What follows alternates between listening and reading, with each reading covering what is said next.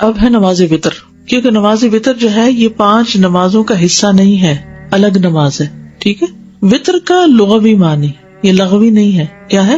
لغوی. لغت کہتے ہیں ڈکشنری کو. لغت میں وتر واو کی فتح اور کسرہ کے ساتھ بھی پڑھا جاتا ہے، وتر اور وتر دونوں طرح. اور یہ طاق گنتی پر بولا جاتا ہے، آڈ نمبر پہ، جیسا کہ 1، 3 اور 5.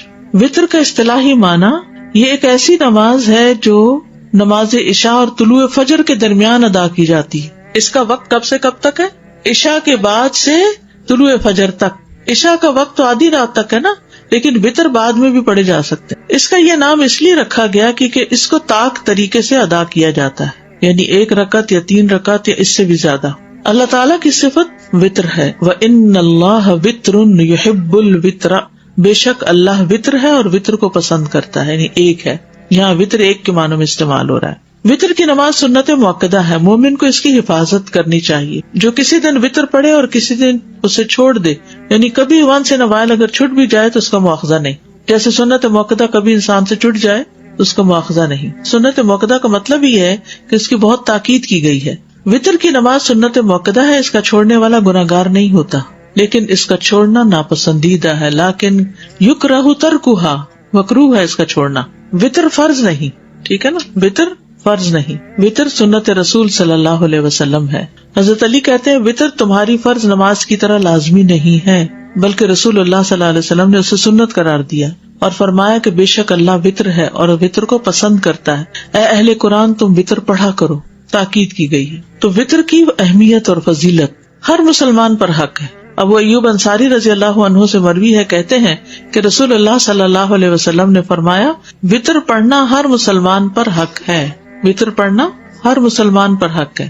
وتر ایک زائد نماز ہے، ایکسٹرا ہے. عبداللہ بن عمر رضی اللہ عنہ سے مروی ہے، کہتے ہیں کہ رسول اللہ صلی اللہ علیہ وسلم نے فرمایا بے شک اللہ نے میری امت پر انگور وغیرہ کی شراب اور جوا اور مکئی کی شراب اور طبلے اور باجے کو حرام قرار دیا ہے اور میرے لیے نماز وتر کا اضافہ کر دیا ہے. یعنی آپ کی امت کے لیے یہ نماز ایکسٹرا رکھی گئی ہے. آپ کے لیے ہے تو پھر آپ کی امت کے لیے بھی. وتر پڑھنے کی ترغیب، وہی روایت حضرت علی کی کہ اے اہل قرآن وتر پڑھا کرو، بے شک اللہ وتر ہے اور وتر کو پسند کرتا ہے. سرخ اونٹوں سے بہتر نماز. خارجہ بن حذافہ ادبی سے روایت ہے، وہ کہتے ہیں کہ رسول اللہ صلی اللہ علیہ وسلم ہمارے پاس تشریف لائے اور فرمایا بے شک اللہ نے ایک مزید نماز کے ساتھ تمہاری مدد فرما دی ہے، البتہ وہ تمہارے لیے سرخ اونٹوں سے بہتر ہے اور وہ وتر ہے. یہ رات کی آخری نماز ہے. جیسے دن کی نماز مغرب کے ساتھ وتر کی جاتی ہے، ایسے ہی رات کی نماز وتر نماز کے ساتھ وتر کی جاتی. عبداللہ رضی اللہ عنہ سے روایت ہے، نبی صلی اللہ علیہ وسلم نے فرمایا لوگوں اپنی رات کی آخری نماز وتر کو بناؤ. ٹھیک ہے. ابن عمر سے مروی ہے، کہتے ہیں کہ جو شخص رات کو نفل نماز پڑھے تو وہ اپنی آخری نماز وتر کو بنائے، کیونکہ رسول اللہ صلی اللہ علیہ وسلم اس کا حکم دیتے تھے. المغرب وتر النہار فاوتروا صلاۃ اللیل. نبی صلی اللہ علیہ وسلم نے فرمایا مغرب کی نماز دن کا وتر ہے تو رات کی نماز کو بھی وتر بناؤ. اسی طرح رات کے نوافل ہیں تو دن کے بھی نوافل ہیں. نبی صلی اللہ علیہ وسلم کا وتر پڑھنے کی وصیت کرنا. ابو ہریرہ رضی اللہ عنہ سے روایت ہے، وہ کہتے ہیں کہ مجھے میرے دلی دوست نبی صلی اللہ علیہ وسلم نے 3 چیزوں کی وصیت کی ہے کہ موت سے پہلے ان کو نہ چھوڑوں. ہر مہینے میں 3 دن روزے رکھنا، چاشت کی نماز پڑھنا اور وتر پڑھ کر سونا. چاشت کی نماز پڑھنا اور وتر پڑھ کر سونا. گھر والوں کو وتر کے لیے جگانا. عائشہ رضی اللہ عنہا سے روایت ہے، کہتی ہیں کہ نبی صلی اللہ علیہ وسلم تہجد کی نماز پڑھتے رہتے جبکہ میں آپ کے بستر پر لیٹی سوئی رہتی. جب آپ وتر پڑھنے کا ارادہ کرتے تو مجھے بیدار کر دیتے تو میں بھی وتر پڑھ لیتی. وتر چھوڑنے کی مذمت. امام احمد کہتے ہیں جو شخص وتر چھوڑ دے وہ برا انسان ہے، اس کی گواہی قبول نہیں کی جانی چاہیے. وتر کا وقت عشاء کے بعد سے طلوع فجر تک. عشاء کے بعد سے طلوع فجر تک. تمام فقہا کا اس بات پر اتفاق ہے کہ وتر کا وقت نماز عشاء کے بعد سے لے کر طلوع فجر تک ہے، اور اس پر بھی اتفاق ہے کہ اس کا سب سے افضل وقت سحری کا وقت ہے، فجر سے پہلے سحری کے وقت. نبی صلی اللہ علیہ وسلم نے فرمایا بے شک اللہ نے تمہیں مزید ایک نماز عطا کی ہے جو کہ وتر ہے، اسے عشاء اور نماز فجر کے درمیانی وقفے میں پڑھ لیا کرو. ٹھیک ہے. اول رات، درمیان رات یا آخر رات میں پڑھنا. مسروق سے مروی ہے، کہتے ہیں کہ میں نے عائشہ رضی اللہ تعالیٰ عنہا سے دریافت کیا کہ رسول اللہ صلی اللہ علیہ وسلم کس وقت وتر پڑھا کرتے تھے. انہوں نے کہا آپ صلی اللہ علیہ وسلم نے سبھی اوقات میں وتر پڑھے، رات کے شروع میں، اس کے درمیان میں اور اس کے آخر میں بھی. لیکن آخری زندگی میں آپ صلی اللہ علیہ وسلم کے وطر سحری کے وقت ہونے لگے تھے. اسی سے پھر سحری کا وقت جو ہے وہ زیادہ افضل ہے فجر سے پہلے. ابو سعید سے روایت ہے کہ نبی صلی اللہ علیہ وسلم نے فرمایا تم صبح کرنے سے پہلے پہلے وطر پڑھ لیا کرو. ابن عمر سے روایت ہے کہ نبی صلی اللہ علیہ وسلم نے فرمایا جب فجر طلوع ہو جائے تو تہجد اور وطر کا سارا وقت ختم ہو جاتا ہے اور لہٰذا فجر کے طلوع ہونے سے پہلے وطر پڑھ لیا کرو. یہ اس کا اصل وقت ہے، یعنی فجر طلوع ہونے سے پہلے. فجر طلوع ہونے کے بعد کیا شروع ہو جاتا ہے؟ فجر.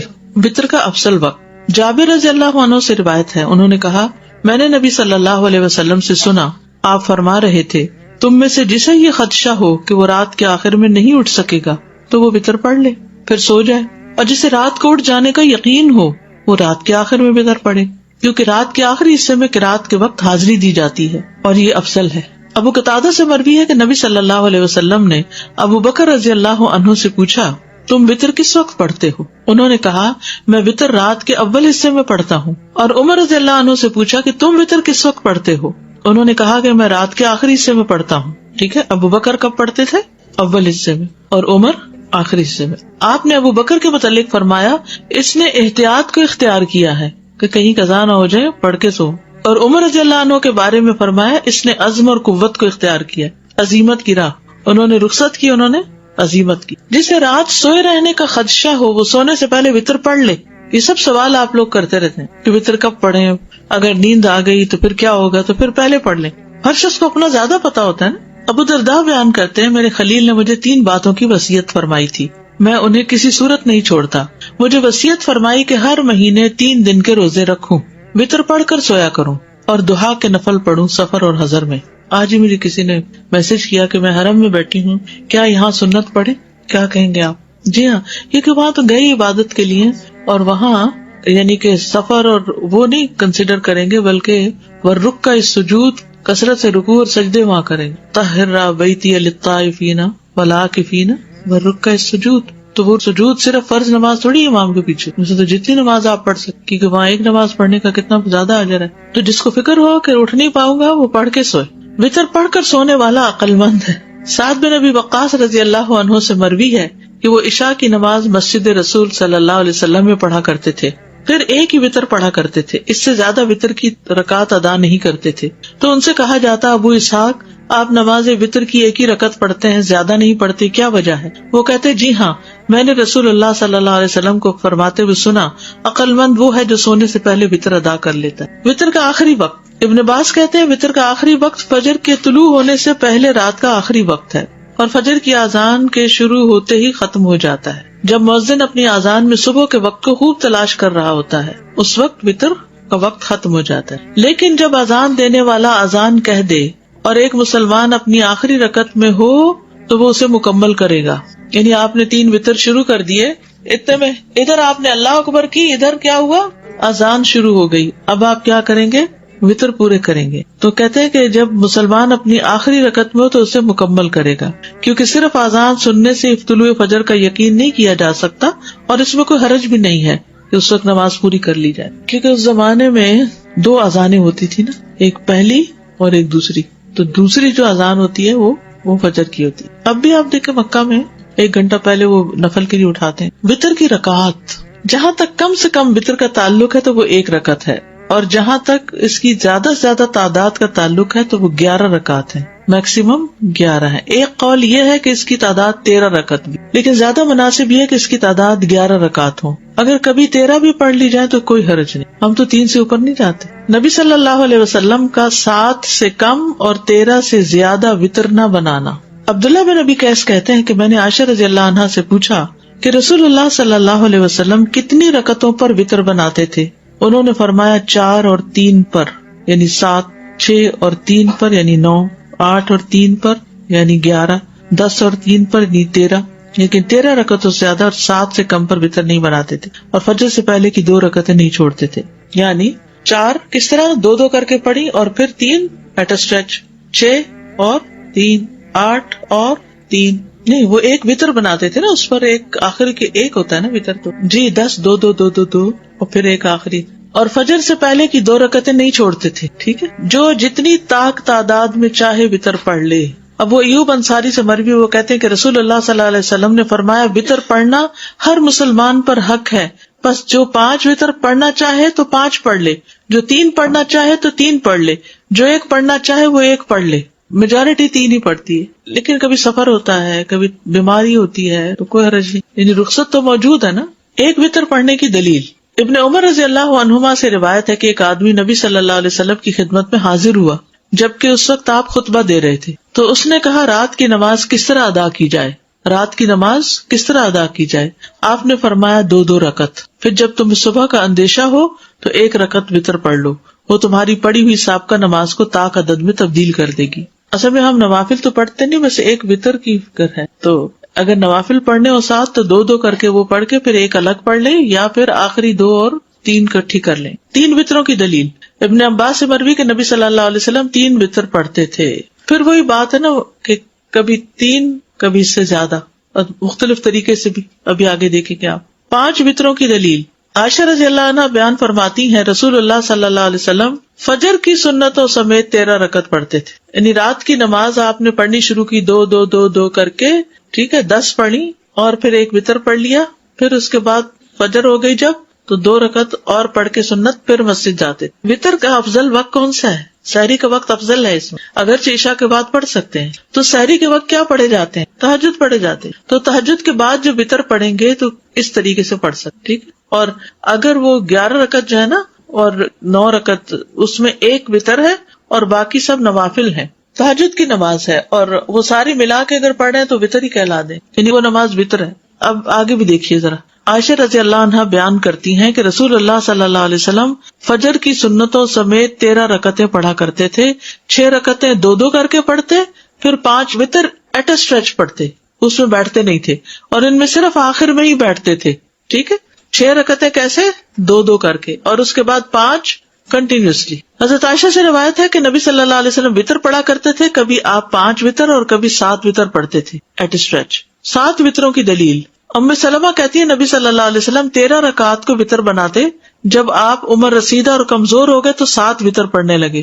7 وتر سے مراد 7 ایک نہیں، بلکہ وہ جو 2 والی رکھتے ہیں ان کے ساتھ ملا کے 7 بنے۔ 9 وتروں کی دلیل، سعد بن ہشام بن عامر سے روایت ہے، انہوں نے کہا میں نے عرض کی اے ام المومنین، مجھے رسول اللہ صلی اللہ علیہ وسلم کے وتر کے بارے میں بتائیے، تو انہوں نے کہا ہم آپ کے لیے آپ کی مسواک اور آپ کے وضو کا پانی تیار رکھتے تھے، تو اللہ رات کو جب چاہتا آپ کو بیدار کر دیتا، تو آپ مسواک کرتے، وضو کرتے، پھر 9 رکعتیں پڑھتے، ان میں آپ 8ویں کے علاوہ کسی رکعت میں نہ بیٹھتے، 8 رکعت ایٹ اے اسٹریچ پڑھ کے 8ویں میں اتحیات بیٹھتے، اور پھر آپ 1 رکعت اور پڑھتے، پھر اللہ کا ذکر کرتے، اس کی حمد بیان کرتے، اس سے دعا کرتے، پھر سلام پھیرے بغیر کھڑے ہو جاتے، پھر کھڑے ہو کر 9ویں رکعت پڑھتے، پھر بیٹھتے اور اللہ کا ذکر کرتے، اس کی حمد کرتے، اس سے دعا کرتے، پھر سلام پھیرتے جو ہمیں سناتے تاکہ ہم بھی اٹھ جائیں، پھر سلام کے بعد بیٹھ کر 2 رکعتیں پڑھتے۔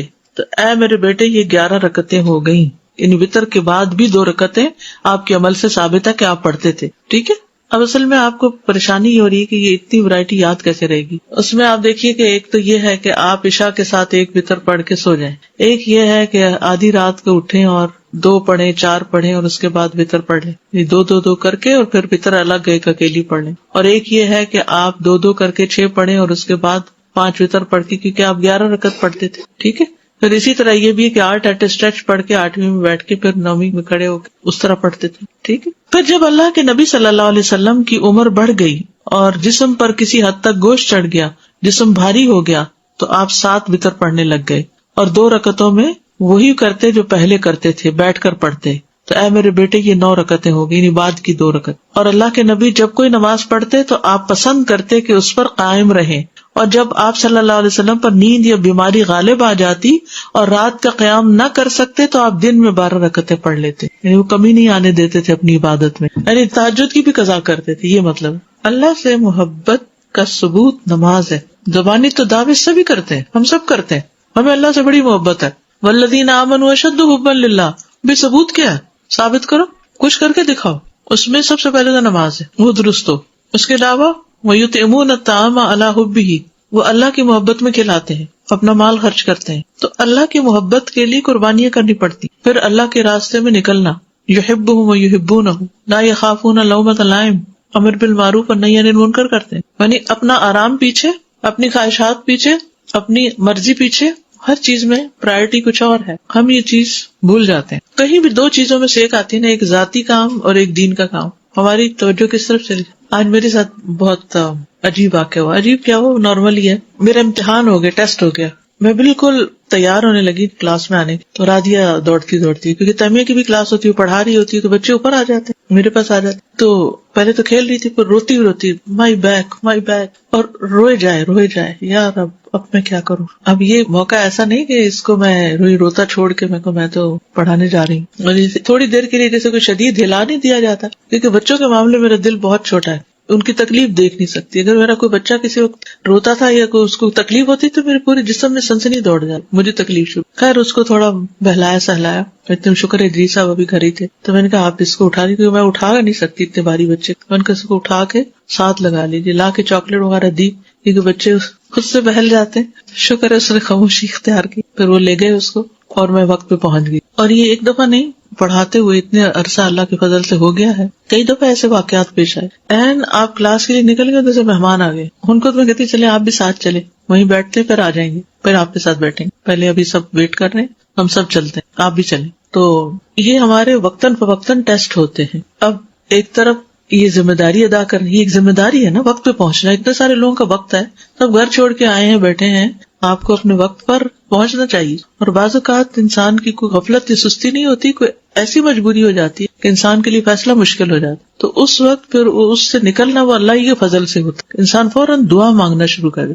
मैंने पहले ही अल्लाह पे दुआ शुरू कर दी दिल में, अल्लाह अब इसमें आप नहीं मुझे मेरा फर्ज अदा करने के काबिल बनाना, आप इस मुश्किल को आसान कर दे। अल्लाह से मदद मांगे, वस्तईनु बिस्सब्रि वस्सलात, फौरन दुआ किया करे कि अल्लाह मेरी एक कमिटमेंट है तेरे साथ, मैं उसको नहीं छोड़ सकती। इसी तरह बाज़ औक़ात आपने अपने लिए कुछ पैसे इकट्ठे करके रखे थे, कोई काम करना होता कि अचानक विंटर ड्राइव आ जाती, या कोई और इस तरह का प्रोजेक्ट सामने आ जाता है, वो छत लीक करने लग गई है, छत बनेगी, आपने ईद की पार्टी के लिए पैसे इकट्ठे किए हुए थे और रमजान में अनाउंसमेंट हो गई मस्जिद में, तो अब वो डबल माइंडेड हो जाते हैं। ख्वातीन को जेवर बनाने का शौक होता है, आपने ज्वेलरी के लिए पैसे जमा किए हुए थे, अचानक कोई इतना शदीद बीमार पड़ गया या कुछ कोई भी ऐसी चीज आ जाती, तो उस वक्त इंसान फिर ये देखता है कि मुझे अब किस तरफ को करना है। कभी ऐसा भी होता है कि एक अल्लाह का हुक्म होता है, एक अल्लाह की दी हुई इजाजत और रुखसत होती है, और हमारे अंदर की एक और ख्वाहिश होती है, तो उसमें भी देखना होता है कि अब अल्लाह ही का हुक्म चलेगा, चाहे हमारी मर्जी ना भी हो। तो ये प्रायोरिटीज जो है जिंदगी में,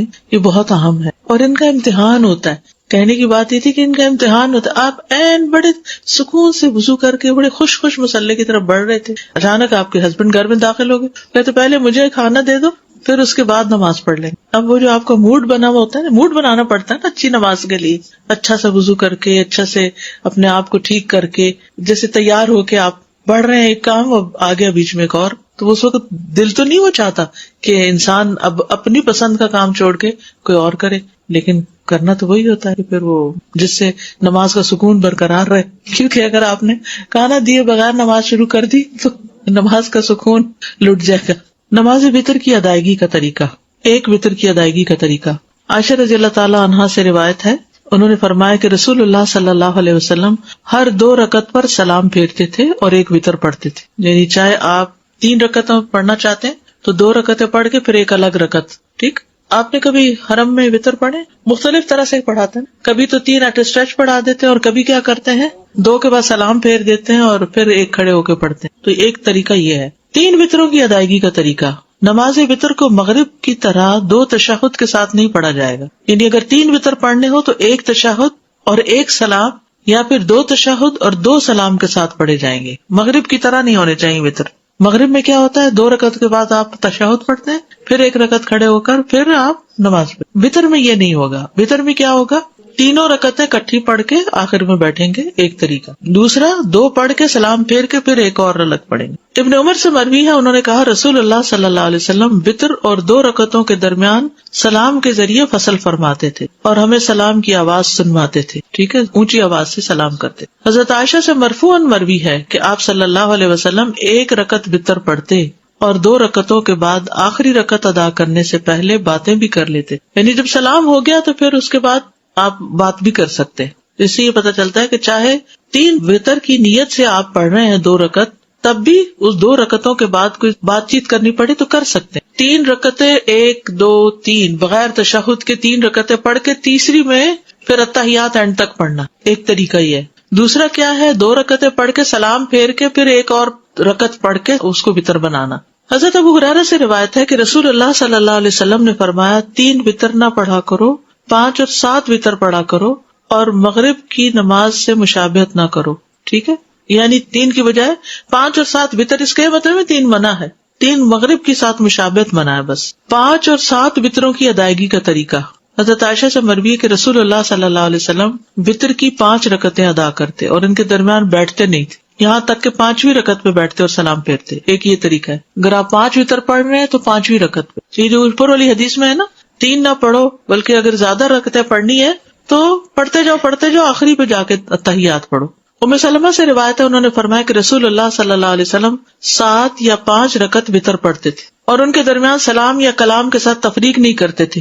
میں نے ایسی مساجد میں نماز پڑھی ہے جہاں امام نے اسی طرح 5 ایٹ اے اسٹریچ پڑھائے تراویح کے بعد، ٹھیک ہے، اس طرح پڑھ سکتے۔ 9 رکعت کا طریقہ، زرارہ بن اوفا سے مروی ہے کہ جب سعد بن ہشام بن عامر ہمارے پاس آئے تو انہوں نے ہمیں بتایا کہ میں ابن عباس کے پاس گیا اور ان سے رسول اللہ صلی اللہ علیہ وسلم کے وتر کے بارے میں سوال کیا، تو ابن عباس نے ان سے کہا کیا میں تمہیں ایسی شخصیت نہ بتاؤں جو رسول اللہ صلی اللہ علیہ وسلم کی وتر نماز کو زمین پر بسنے والے تمام لوگوں سے زیادہ جانتی ہیں؟ میں نے کہا کون؟ فرمایا عائشہ رضی اللہ عنہا، کیونکہ وہ آپ کی بیوی تھی، آپ کی خلوتوں کی ساتھی تھی۔ ہم وہاں گئے، انہیں سلام کہا، ان کی خدمت میں حاضر ہوئے اور ان سے سوال کیا۔ میں نے کہا مجھے رسول اللہ صلی اللہ علیہ وسلم کی وتر نماز کے بارے میں بتائیے۔ فرمانے لگی ہم آپ صلی اللہ علیہ وسلم کے لیے آپ کی مسواک اور آپ کے وضو کا پانی تیار رکھتے تھے، رات کو جس وقت اللہ عز و جل چاہتا آپ کو جگا دیتا، آپ مسواک اور وضو فرماتے، پھر 9 رکعتیں اس طرح پڑھتے کہ 8ویں رکعت کے علاوہ کسی رکعت میں تشہد کے لیے نہ بیٹھتے، اور 8ویں رکعت میں تشہد وغیرہ اور دعا تک پڑھ کے پھر کھڑے ہو کر پھر 1 رکعت پڑھتے، یعنی سلام کے بغیر۔ اے بیٹے، پھر جب رسول اللہ صلی اللہ علیہ وسلم بوڑھے ہو گئے اور آپ کو گوشت نے پکڑ لیا تو 7 رکعت پڑھ کر سلام پھیرتے اور بیٹھ کر 2 رکعت پڑھتے۔ تو اے بیٹا یہ 9 ہو گئی۔ آپ جب کوئی نماز شروع فرما لیتے تو اس پر ہمیشگی اور پابندی کو پسند فرماتے۔ وتر میں قرات کون سی صورتیں پڑھی جائیں؟ سورۃ الاعلی، الکافرون اور الاخلاص۔ ابی ابن کعب رضی اللہ عنہ سے روایت ہے کہ رسول اللہ صلی اللہ علیہ وسلم 3 رکعت وتر پڑھتے، پہلی رکعت میں سبح اسم ربک الاعلی، دوسری میں قل یا ایھا الکافرون اور تیسری میں قل ھو اللہ احد پڑھتے تھے۔ معوذتین۔ عبدالعزیز بن جراج کہتے ہیں کہ ہم نے ام المومنین عائشہ رضی اللہ عنہا سے پوچھا کہ رسول اللہ صلی اللہ علیہ وسلم وتر میں کون سی صورتیں پڑھتے تھے؟ تو انہوں نے کہا پہلی رکعت میں سبح اسم ربک الاعلی، دوسری میں قل یا ایھا الکافرون اور تیسری میں قل ھو اللہ احد اور المعوذتین، یعنی یہ بھی آتا ہے، خالی قل ھو اللہ بھی آتا ہے اور اس کے ساتھ معوذتین بھی آتے ہیں۔ سورۃ النساء کی آیات۔ ابو موسیٰ اشعری رضی اللہ عنہ دوران سفر مکہ اور مدینہ کے درمیان تھے تو انہوں نے عشاء کی نماز 2 رکعت پڑھی، پھر کھڑے ہوئے اور 1 رکعت وتر پڑھا اور اس میں سورۃ النساء کی 100 آیتیں پڑھی، ٹھیک ہے، تو ایسے بھی وتر پڑھ سکتے ہیں، 1 رکعت لیکن بہت لمبی رکعت۔ پھر فرمایا میں نے اس بات میں ذرا بھر کوتاہی نہیں کی کہ اپنے قدم وہاں رکھوں جہاں رسول اللہ صلی اللہ علیہ وسلم نے اپنے قدم رکھے اور وہی کچھ پڑھوں جو رسول اللہ صلی اللہ علیہ وسلم نے پڑھا، ٹھیک ہے۔ تو یہ سفر میں وتر پڑھنے کی دلیل بھی ہے اور لمبے وتر پڑھنے کی بھی، یعنی آپ اگر عشاء کے ساتھ وتر پڑھنا چاہتے ہیں تو سورۃ الاعلی اور کافرون اور اخلاص پڑھ کے ختم کر دیں، اور اگر آپ صبح تہجد کے وقت پڑھنا چاہتے ہیں تو 2 کر کے آپ الگ سے بھی 3 وتر پڑھ سکتے ہیں، اور آپ 8 رکعتیں ایٹ اسٹریچ پڑھ کے بیٹھ کے پھر 9ویں پہ بھی پڑھ سکتے ہیں، تو جو بھی آپ کو سوٹ کرتا ہو آپ کر سکتے ہیں۔ اب یہ ویرائٹی آپ کو فرض نمازوں میں نہیں ملے گی، یہ صرف وتر میں ہی ہے کیونکہ اس کے ساتھ نفل ہے۔ دعائے قنوت، رکوع سے پہلے دعا کرنا۔ ابی ابن کعب سے روایت ہے رسول اللہ صلی اللہ علیہ وسلم وتر پڑھتے تھے تو رکوع سے پہلے دعائے قنوت پڑھتے تھے، یعنی سورۃ فاتحہ پڑھی، سورت ملائی اور اس کے بعد دعائے قنوت پڑھی اور اس کے بعد رکوع میں گئے، پھر سجدے میں گئے، قیام میں ہی پڑھ لی۔ دعائے قنوت کے الفاظ۔ ابو حورا سے روایت ہے، انہوں نے کہا کہ حسن بن علی رضی اللہ عنہما نے بیان کیا کہ رسول اللہ صلی اللہ علیہ وسلم نے مجھے کچھ کلمات سکھائے جنہیں میں قنوت وتر میں کہا کروں۔ اللہم اہدنی فی من ہدیت وعافنی فی من عافیت وتولنی فی من تولیت وبارک لی فی ما اعطیت وقنی شر ما قضیت انک تقضی ولا یقضی علیک وانہ لا یذل من والیت ولا یعز من عادیت تبارکت ربنا وتعالیت. ایک اور دعا علی بن ابی طالب رضی اللہ عنہ سے مروی ہے کہ رسول اللہ صلی اللہ علیہ وسلم اپنے وتر کے آخر میں یہ کہا کرتے تھے: اللہم انی اعوذ برضاک من سخطک وبمعافاتک من عقوبتک واعوذ بک منک لا احصی ثناء علیک انت کما اثنیت علی نفسک. اور ایک اور دعا بھی جو پڑھتے ہیں: اللہم انا نستعینک ونستغفرک ونؤمن بک ونتوکل علیک ونثنی علیک الخیر ونشکرک ولا نکفرک ونخلع ونترک من یفجرک. اللہم ایاک نعبد ولک نصلی ونسجد والیک نسعی ونرجو رحمتک ونخشی عذابک ان عذابک بالکفار. وتر کی بعد کی دعا، وتر کے بعد کی دعا. ابی ابن کعب سے روایت ہے کہ رسول اللہ صلی اللہ علیہ وسلم 3 رکعت وتر پڑھتے، پھر جب فارغ ہوتے تو فراغت کے وقت 3 دفعہ سبحان الملک القدوس، پاک ہے بادشاہ نہایت مقدس سے، یعنی اللہ تعالیٰ کی تعریف بیان کرتے، یہ پڑھتے. آخری مرتبہ لمبا کر کے پڑھتے سبحان الملک القدوس سبحان الملک القدوس سبحان الملک القدوس، ایسے لمبا کر کے. جیسے عام نماز کے بعد ہم کیا پڑھتے سلام پھیر کے اللہ اکبر استغفر اللہ استغفر اللہ استغفر اللہم انت السلام. تو وتر کے بعد کیا پڑھتے سبحان الملک القدوس.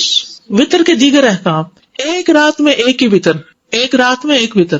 قیس بن طلق سے مروی ہے، کہتے ہیں کہ طلق بن علی رضی اللہ عنہ رمضان میں ایک دن ہمارے پاس تشریف لائے اور ہمارے یہاں شام کی اور افطار کیا، پھر ہمیں اس رات نماز پڑھائی اور ہمیں وتر بھی پڑھائے. پھر اپنی مسجد کی طرف چلے گئے اور وہاں اپنے ساتھیوں کو نماز پڑھائی، اور جب وتر باقی رہے تو ایک شخص کو آگے کر دیا اور کہا اپنے ساتھیوں کو وتر پڑھاؤ، بے شک میں نے رسول اللہ صلی اللہ علیہ وسلم سے سنا ہے آپ فرماتے تھے ایک رات میں 2 وتر نہیں. ٹھیک ہے، ایک رات میں 2 دفعہ وتر نہیں. کیونکہ بعض اوقات لوگ سوال کرتے ہیں کہ اگر ہم وتر پڑھ کے سو گئے، اٹھے اور کچھ نفل پڑھنا چاہے تو کیا پڑھ سکتے ہیں؟ بالکل پڑھ سکتے. پھر اگلا سوال یہ پوچھتے ہیں کہ اس کے بعد پھر دوبارہ وتر پڑھیں گے؟ نہیں، دوبارہ وتر نہیں پڑھیں گے. ٹھیک ہے، جب رات کے پہلے حصے میں وتر پڑھ لیا جائے تو آخری حصے میں قیام کا طریقہ.